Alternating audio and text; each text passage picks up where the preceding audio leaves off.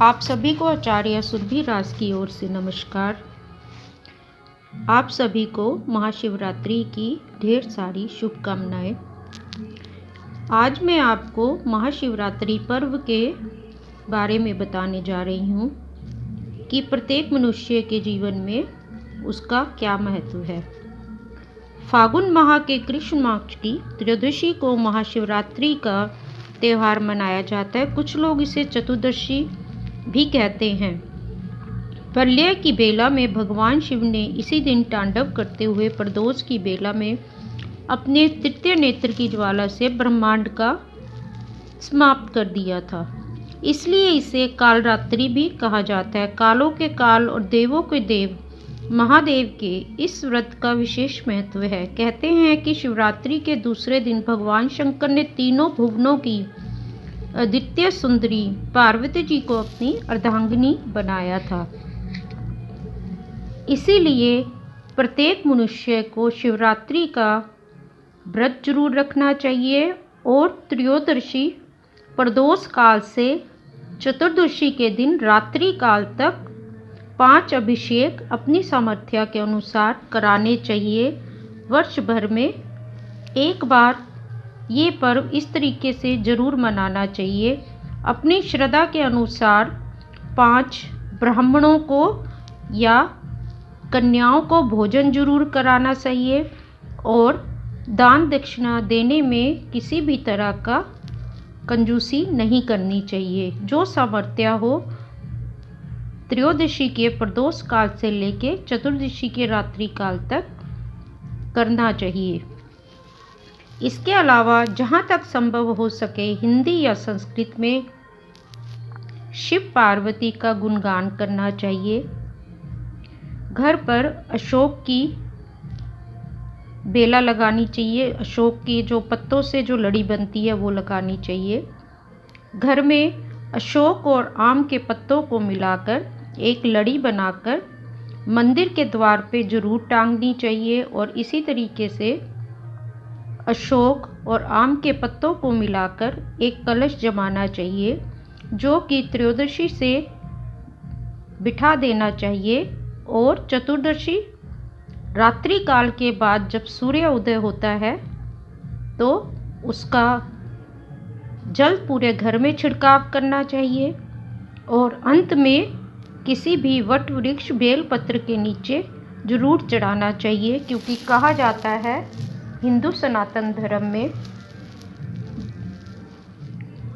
What वृक्ष के नीचे भगवान शिव का वास होता है। बल्कि वट वृक्ष की जड़ में कुबेर के मित्र बड़ीभद्र और धनदा देवी और पूरे वृक्ष जो वट वृक्ष का पूरा ही जो वृक्ष है वो पूरा ही साक्षात आप ऐसा मानिए कि भगवान शिव बैठे हुए हैं। तो ये सोच के वो जल वहाँ चढ़ाना चाहिए कि मैंने आपका त्रयोदशी प्रदोष काल से लेके अब तक जो भी पूजन किया है उसमें कोई भूल चूक रह गई हो क्षमा करते हुए मेरी पत्नी, मेरे परिवार, मेरे माता पिता को इसका शुभ फल प्रदान करें और कोई भी गलती पाप हुआ है उसे क्षमा करें। और वहाँ पर एक देसी घी का दीप कपूर के साथ जरूर जलाना चाहिए। सामर्थ्य अनुसार कुछ सिक्का दक्षिणा के तौर पे रखनी चाहिए। साधारणतः ऐसा भी अगर कोई मनुष्य करेगा एक कलश जमाकर अमावस के दिन प्रातः काल में जब जल वट वृक्ष पे चढ़ाएगा तो इससे भी भोले बाबा इतने प्रसन्न होंगे शायद जिसने पूरे जीवन भर भी रोज जल चढ़ाया हो, परंतु ये एक दिन जो इस विधि से वट वृक्ष पे जल चढ़ाएगा तो भोले बाबा उसको वो देंगे जो अभी तक उसके लिए संभव नहीं था। परंतु विश्वास और श्रद्धा पूर्ण होनी चाहिए। अब मैं आपको महाशिवरात्रि की पूजा विधि बताती हूँ। महाशिवरात्रि के दिन प्रत्येक भक्त को अपने घर के मंदिर को फूलों और रंगोली से सजाते हैं। जैसा कि मैंने कहा पहले ही कि अशोक के पत्ते और आम के पत्तों से फूलों से सजाएं। रंगोली भी जरूर बनाएं।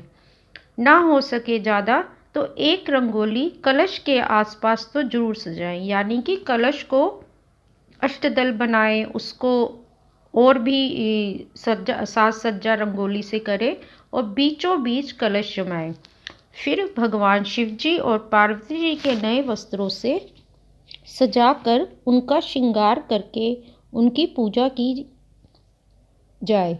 मूर्ति के पास नंदी और एक गाय को भी स्थापना जरूर करें। नंदी जो उनकी बैल की सवारी है और गाय जो कामधेनु है। शिव पार्वती की मूर्ति ना होने पर शुद्ध मिट्टी से शिवलिंग बनाकर उसकी पूजा कर सकते हैं, परंतु ज़्यादातर शिव पार्वती की मूर्ति संभवतः सभी घरों में होती है या मिल भी जाती है, और ना मिल पाए तो आप एक तस्वीर से भी पूजन कर सकते हैं जिसमें पूरा शिव परिवार हो। एक कलश में जल भरकर रोली, चावल, मोली, पान, सुपारी, लौंग, इलायची, चंदन, दूध, दही, घी, कमल गट्टा, शहद, धतूरा और बेलपत्र से शिवजी की पूजा की जाती है। पूजा की सामग्रियां चढ़ाने के बाद आप मन से आरती गाएं। आज के दिन शिव पुराण का पाठ मंगलकारी होता है, जहाँ की शिव पार्वती के विवाह का गुणगान किया गया हो। वो वाला अध्याय आप जरूर पढ़ें, आरती करें। दूसरे दिन जितना संभव हो सके दान दक्षिणा और वो जो कलश का लोटा है आपने वट वृक्ष के जड़ पे चढ़ाना है। और इसके अलावा जौ, तिल और बेलपत्रों का हवन करें। अपनी सामर्थ्य से ब्राह्मणों को भोजन कराएं। लोगों का एक विश्वास है कि इस प्रकार शिव का पूजन करने तथा व्रत रखने से शिवजी प्रसन्न होते हैं, और यह बहुत सत्य है, क्योंकि लोग ही अपने अनुभव संगत में बैठकर बताते हैं। मैंने तो जीवन में बहुत ही शुभ परिवर्तन होते देखे हैं, अपने भी और अनेकों के, हजारों की संख्या में, देश विदेश में, और अपार सुख संपत्ति प्रदान करते हैं। श्रद्धालु संपूर्ण विधि पूर्वक इसका पालन करते हैं। व्रत करके एक वक्त खाने का नियम का पालन जरूर करें। जय शिव शंकर की जय। गौरी प्रियाय शिवाय नमः। जय उमा शंकर की जय। गिरजा शंकर की। ओम नमः शिवाय।